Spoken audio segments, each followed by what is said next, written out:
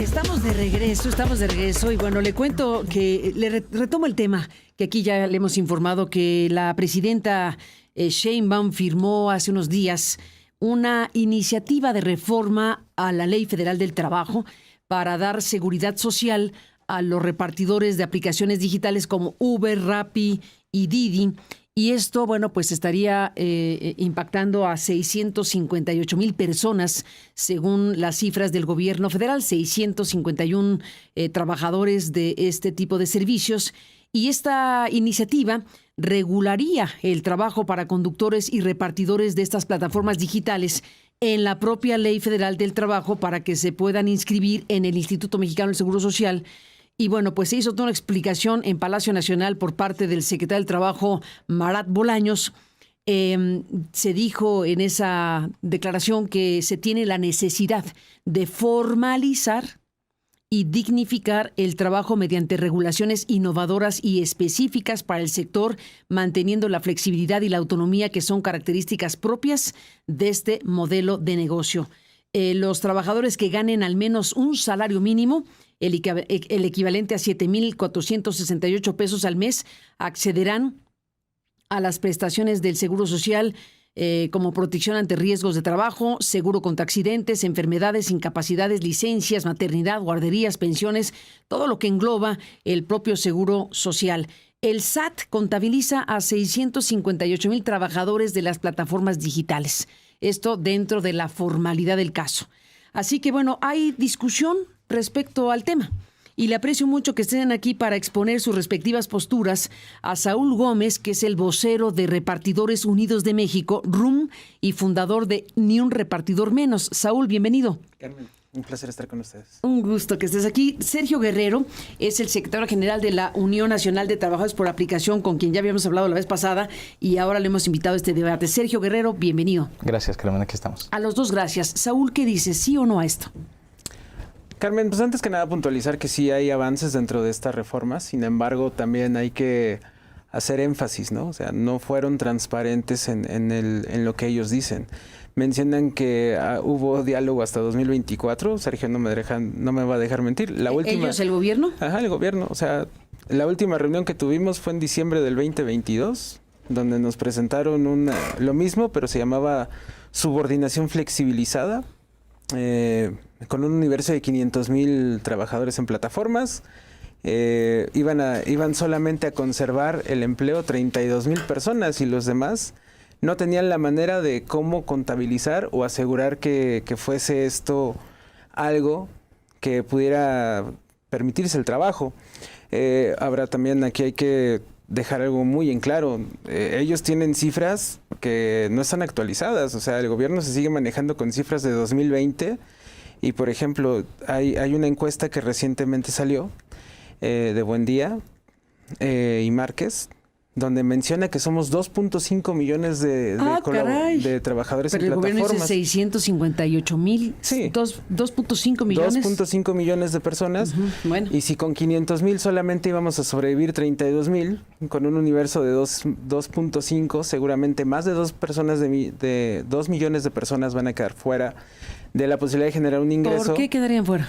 Porque no van a entrar. Primero, la reforma que ha sido propuesta se contrapone a algo muy importante, ¿no? El artículo 123 de la Constitución, donde se definen las horas de trabajo. No puedes tener una jornada matutina o vespertina mayor a 8 horas y una vespertina mayor a 7 horas. Cuando se dice, y según se defiende aquí, la flexibilidad de poder tener tus horarios en los que quieras, cuando quieras, a la hora que quieras, eso ya no podría ser. Segundo, pasas a ser subordinado. La empresa sería tu patrón y entonces ya no podría ser de decidir, tomo este pedido, no lo tomo, hago no lo hago, porque ahora vas a tener que trabajar bajo el esquema de la subordinación, ya no te vas a poder negar. Nosotros hemos señalado muchísimas zonas rojas en la ciudad y en otros estados y pues obviamente que te van a mandar a donde ahora marque el pedido o el viaje, ¿no? Y también no fueron claros porque la presidenta siempre habló de trabajo para repartidores, ¿no? Cuando yo le pregunto a Alejandro Salafranca, que es el director de Trabajo Digno en la Secretaría del Trabajo, ¿esta reforma incluye a los conductores? Y dice abiertamente sí los incluye. incluye a todo aquel que sea plataformero. Entonces, no solamente es para repartidores. Esta reforma va también para aquel que maneja un taxi de plataforma, para aquel que hace entregas. No solo Uber Eats, sino Uber. O sea, también las entregas de Amazon, las entregas de Mercado Libre, por mencionar solamente algunos, también vienen incluidos en esto. Y eso no se habló. Entonces, no se puede decir que estamos incluidos todo cuando no se tomó. Y además fue muy centralizado. Porque nada más nos llamaron a los que protestamos. Si nosotros no protestamos el lunes, que nos atiende Carlos Brito y nos dice no hay ningún tipo de reforma, 2 horas después sale Presidencia a decir la presentan el miércoles, nos citan al martes, nos hacen una presentación en PowerPoint que jamás nos han entregado, que jamás nos han entregado en físico. Solamente nos dijeron, es esto, va a ir por fases del IMSS. Y pues nada, eso más o menos se presenta esta mañana porque ni siquiera tenían la iniciativa completa, ¿no? Sergio Guerrero, ¿qué dices? Como secretario general de esta Unión Nacional de Trabajadores por Aplicación, UNTA. Sí, bueno, nosotros vemos en esta iniciativa grandes virtudes. La principal es esta que resuelve el gran problema en el trabajo en plataformas digitales, que parte justo de la subordinación. No es que se decrete en una iniciativa de ley que existe subordinación, sino que parte del hecho de decir que en el trabajo en plataformas digitales existe ya una subordinación previa y no existen derechos laborales. O sea, hay trabajadores ahí afuera, repartidores y conductores, que están trabajando para las plataformas en un esquema de relación laboral que no ha sido reconocida, donde hay subordinación, y lo que hace la ley es reconocer esta subordinación. Como dice la presidenta, lo que no se nombra no existe, ¿no? Entonces, una vez que se nombra y que se reconoce, los que están implicados en este trabajo de plataformas digitales, principalmente ahora se ha hecho el debate entre repartidores y conductores, aunque efectivamente, como dice Saúl, abarca a los trabajadores, cualquiera que trabaje en alguna plataforma digital, entraría en un esquema de derechos y de prestaciones.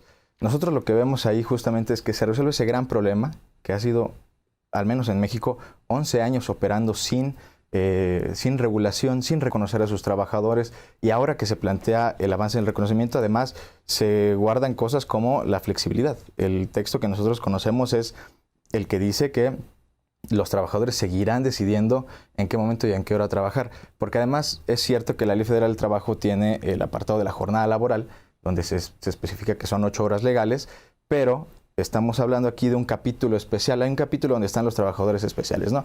Están los pilotos, están los trabajadores de buques, las trabajadoras del hogar, entre otros, ¿no? Ahí estaríamos nosotros con características muy especiales. Entonces, lo que diga el texto de la ley y que esté en esos trabajadores especiales, pues es lo que va a aplicar. Y lo que dice al menos el texto que conocemos y lo que se ha presentado es justamente que el trabajador va a seguir decidiendo. Entonces, solamente estamos abriendo la puerta a derechos y prestaciones que antes no teníamos y que todo el tiempo ha correspondido. Que no? A ver. No, obviamente que no. También... Pero es un tema central. Sí, el tema de la subordinación, porque incluso este tema de la subordinación flexibilizada, ¿cuál es la naturaleza de este trabajo? A lo mejor es una combinación de cosas. Al final de cuentas hay una parte de subordinación y otra parte donde personas no tienen subordinación y ocupan las horas que quieran, a la hora que quieran, exacto, el momento que quieran. Puede haber una combinación de situaciones, no es único el fenómeno, ¿no? ¿O qué dices? Así es, o sea, y no solamente hay que basarnos en esta propuesta que pues, obviamente es una copia tropicalizada de la ley Rider de España. O sea, aquí vamos a hablar claro, ¿no? O sea, hay otros países que, incluso, vamos al caso de Seattle en Estados Unidos, donde hay una ley que igual se hizo para mejorar los derechos de los repartidores. O sea, está bien, nosotros siempre hemos buscado pugnar por la seguridad social. O sea, jamás hemos dicho que no. Incluso en 2022 sentamos a las aplicaciones. O sea, todos hemos podido tener diálogo. Incluso Sergio ha tenido diálogo con plataformas. Y todos hemos tratado de construir de alguna u otra manera en favor de los repartidores o de los conductores. Te interrumpimos un poco para seguir.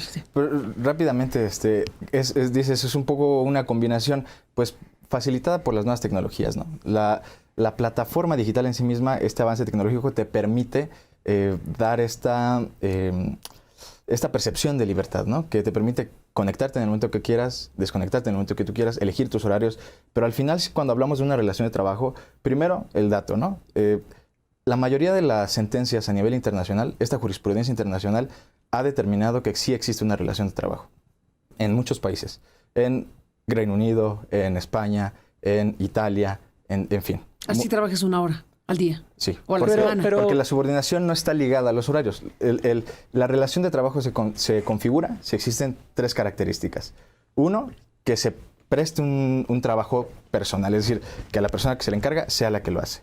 Segundo, que hay una remuneración. Los repartidores y conductores tenemos una remuneración por el trabajo que hacemos. Y en tercer lugar, la famosa subordinación, que básicamente son 2 cosas. Que el patrón tiene capacidad de dirección del trabajo, recibimos órdenes a través de la plataforma, y también tiene capacidad de sancionar. Aquí el tema es, recibes órdenes en la plataforma que puedes tomar o no. Ahí está la diferencia. Pero no es así, porque si nosotros rechazamos tantos viajes, la plataforma nos puede desconectar y nos puede imponer sanciones por estar rechazando tantos viajes. Sí, qué bueno que haces mención de la ley de Reino Unido, porque hay ahí también un sistema híbrido. No es lo mismo ser un worker que un employed, ¿no? O sea, también ahí se hizo una división. ¿Qué es un worker y qué es un employed? El worker es un trabajador que flexibiliza su trabajo y el employed es un trabajador formalizado, como lo quieren poner aquí. Entonces también, qué bueno que estás tomando referencias internacionales, como es un buen precedente. Incluso también está el precedente chileno que maneja el sistema dual, en donde una parte va a tomar lo que quieran tomar como trabajadores subordinados y también hay otra parte que quiere continuar con su flexibilidad.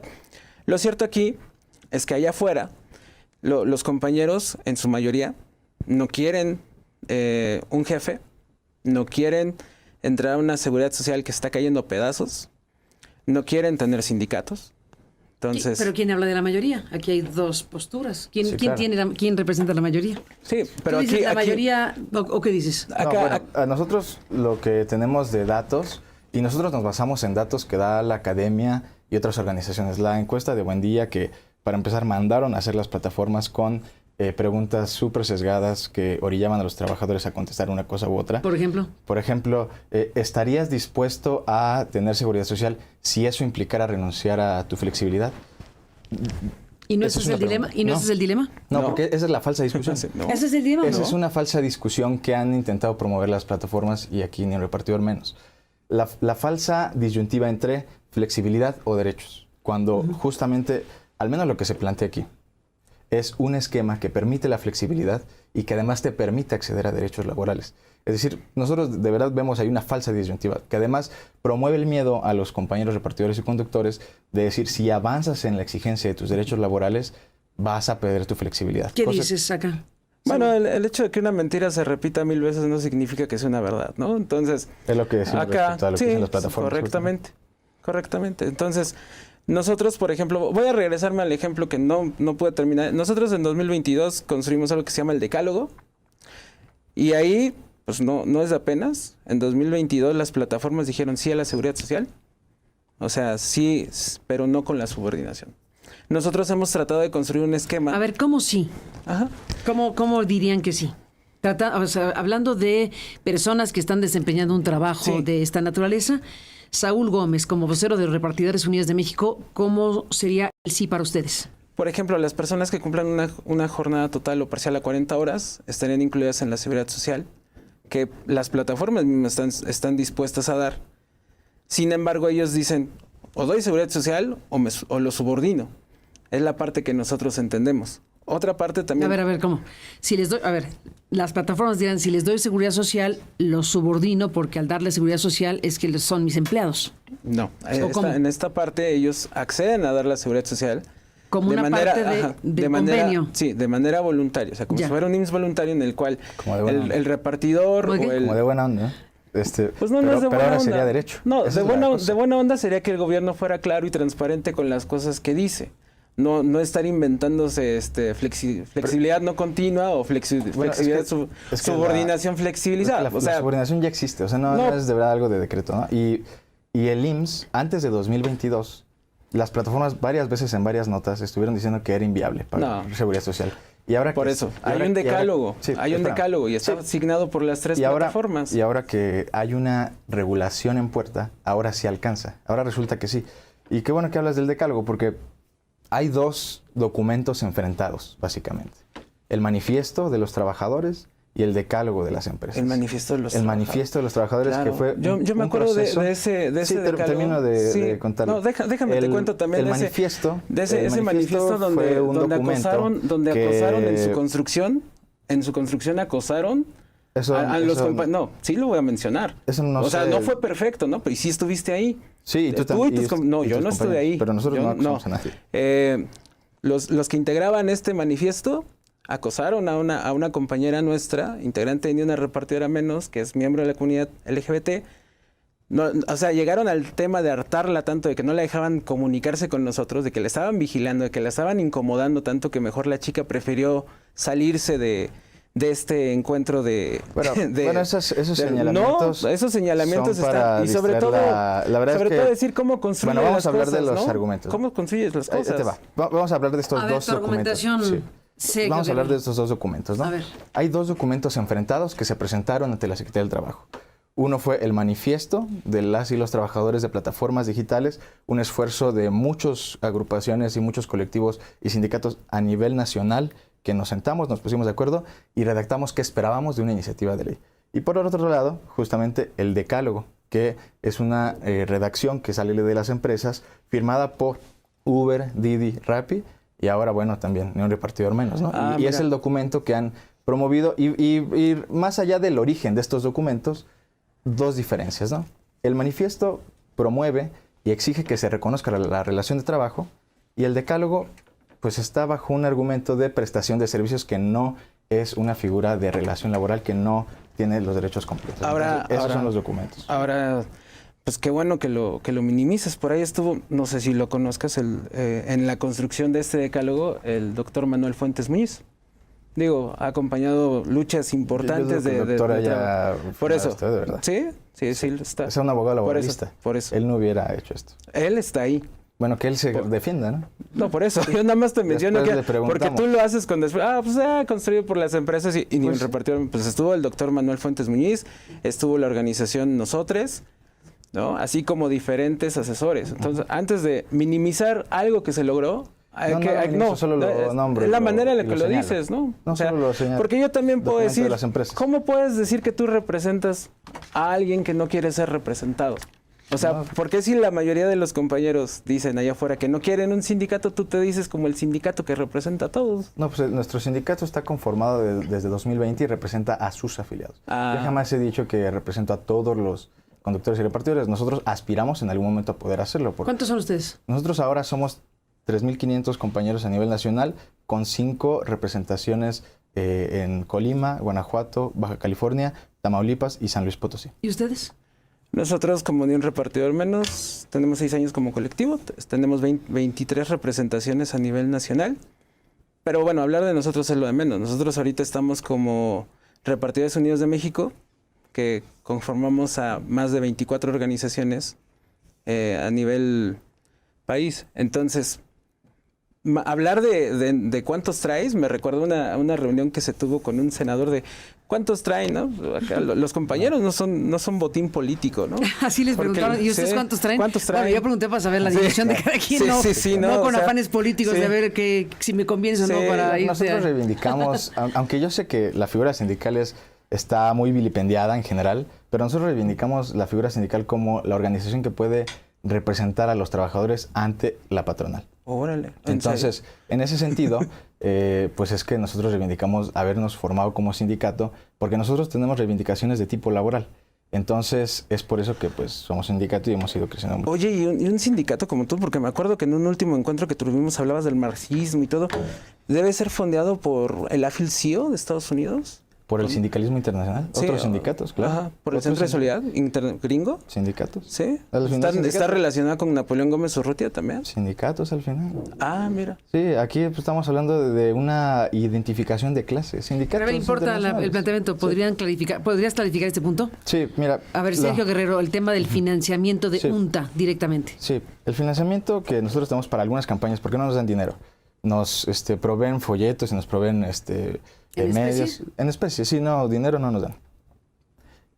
Ahora tenemos una alianza, tenemos diferentes, con Oxfam, con Solidarity Center, que justamente vienen del sindicalismo de Estados Unidos, en esta identificación de clase que nosotros tenemos desde luego, ¿no? Pero además es un financiamiento al que Saúl también accedió en algún momento, no sé. Y nos salimos porque nos querían forzar a ser sindicato. Bueno, pues o sea, nosotros somos sindicatos, eso es lo de menos. O sea, ¿por qué nosotros forzar a hacer un sindicato? Lo que quiero dejar muy claro aquí, incluso a los compañeros que nos ven, en los argumentos, es que aquí hay una propuesta que está claramente viciada, o sea, porque vemos a sindicatos ligados al gobierno en el poder. No lo vas a negar. Incluso hubo un encuentro en donde estuvimos, pues era un evento de una diputada local, no sé si aún continúe, Marcela Fuentes. Marcela Fuentes. Sí. O sea, totalmente ligados al morenismo. No lo veo mal, digo, cada quien puede tener sus aspiraciones y corrientes políticas, ¿no? Nosotros, dentro de Ni un Repartidor Menos, cuando quisimos hacer la entrega del decálogo a las candidaturas, a nosotros siempre nos preguntaban, por ejemplo, el equipo de Clara y el equipo de Claudia, nos preguntaban que cómo nos llevábamos con ustedes, cuando lo que queríamos entregar era un documento que te hablaba para tratar de hablar de una narrativa que pudiera ser para todos. Se nos acabó el tiempo, perdón. Último comentario. Es un programa en vivo, se nos acabó el tiempo. 1 minuto cada quien, aprovechenlo de la mejor manera posible. Sergio. Claro, solamente rápido por alusiones y lástima que este debate que pudo ser de argumentos se fuera por las ramas. No somos una agrupación afín a ningún partido político, está en nuestros estatutos, tomamos decisión de no participar en una campaña política desde hace un montón y tenemos independencia y autonomía como sindicato. Y reivindicamos desde luego, ya como lo he expuesto aquí, que seamos sujetos de derechos laborales, porque los derechos laborales son irrenunciables. Y entonces, pues como sindicato vamos a seguir empujando por acceder a derechos siempre en un margen que convenga a todos los repartidores y conductores, como nosotros consideramos esta iniciativa, que avance en el reconocimiento y que mantiene la flexibilidad, y eso es un hecho. ¿Cómo cierras, Sergio Guerrero, de la UNT? Así se rueda. Perdón, Saúl, discúlpame, como diríamos, si vais a una fumarrola mental. Saúl Gómez, de la RUM. A los compañeros y compañeras que nos escuchan, vamos a seguir luchando porque podamos permanecer, si bien con la seguridad social, buscar acuerdos que favorezcan a que ellos puedan seguir en las calles desarrollando su trabajo como quieren. Si hablamos bien de que podrían ser hasta 2 millones de personas que podrían caer en el desempleo, también no perdamos de vista que también hay empresas o restaurantes que han invertido en áreas para atender a los compañeros de libre. Las empresas no necesitan que una persona como yo venga y los defienda. Yo vengo a hablar por los que no pueden estar aquí, a hablar por aquellos que probablemente pierden su fuente de ingresos. Yo no pido que se unan a Ni un Repartidor Menos. Súmense a RUM, construyamos juntos algo para defender lo que nos quieren quitar. Pues a los dos, gracias por estar aquí esta mañana. Saúl Gómez, de esta Organización Repartidores Unidos de México y fundador de Ni un Repartidor Menos. Gracias por estar aquí, Saúl. Gracias. Y gracias a Sergio Guerrero, secretario general de la Unión Nacional de Trabajadores por aplicación UNTA. Sergio, gracias por estar aquí. Gracias, Chica. Y seguiremos hablando, si me lo permiten. Se acabó el tiempo, pero el tema sigue dando de qué hablar, por supuesto. A los dos, gracias. Y al público que nos permitió acompañarle esta mañana, pásela bien. Le mandamos un abrazo y le esperamos mañana. Buenos días.